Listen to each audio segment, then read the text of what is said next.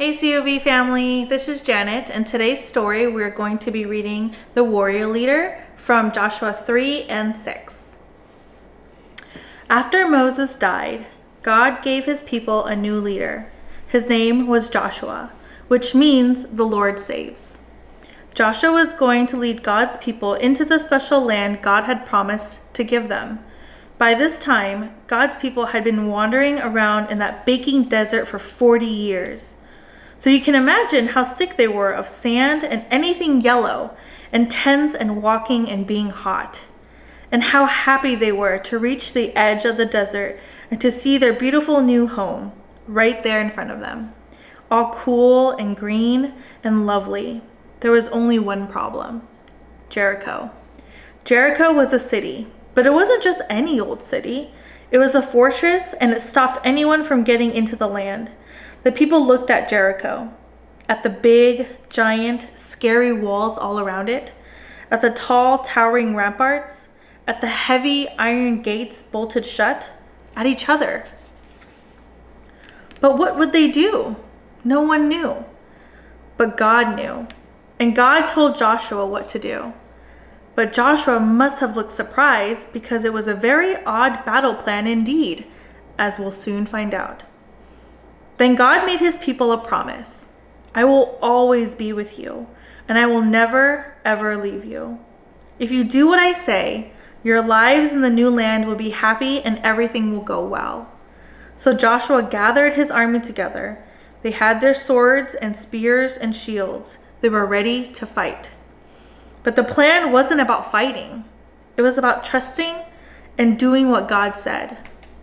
Joshua's army went marching around the city, day after day after day.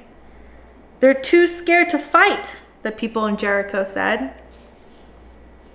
But they were wrong. God's people weren't scared. They were waiting for God to tell them what to do next. On the seventh day, God told his people to march around the city, not once, but 7 times. Then God told everyone to make as much noise as they could. Has anyone ever told you to make as much noise as you possibly can? Well, imagine that noise. Add 39,999 other people making that noise too, and you get the idea. Ear-splitting. And, as it turned out, stone-splitting too, because the huge, strong walls of Jericho just crumbled to the ground, as if they were made of sand. Jericho vanished in a great cloud of dust. So it was that God's people entered their new home. And they didn't have to fight to get in. They only had to walk. Joshua said, God has brought you safely here. Now will you do what he says? Everyone said, we promise.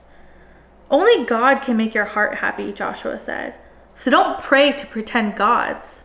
No, they said, never. I'm afraid they didn't keep their promise. They didn't do what God said, and many years later, just as God warned them, things would go badly for God's people. They would lose their home. Enemies would capture them and take them off as slaves, and God's people would scatter into many different lands. But God's plan was still working. One day, he would give his people another leader and another home. But this home, no one could ever take from them. The Bible verse for today comes from the book of Joshua. In Joshua chapter 1, verse 9, it says, "Have I not commanded you? Be strong and courageous. Do not be afraid. Do not be discouraged, for the Lord your God will be with you wherever you go."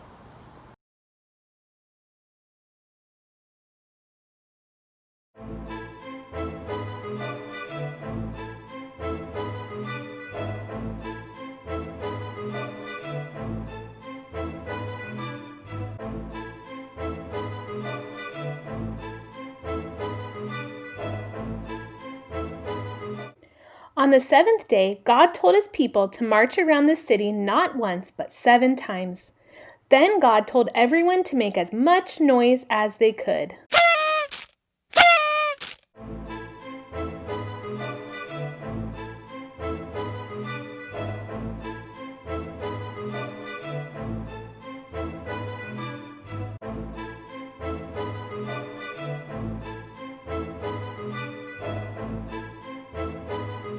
And as it turned out, stone splitting too, because the huge, strong walls of Jericho just crumbled to the ground as if they were made of sand. Jericho vanished in a great cloud of dust.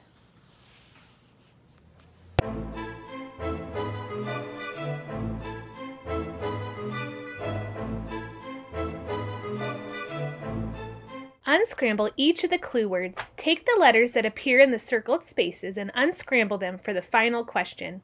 What happened to the walls of Jericho?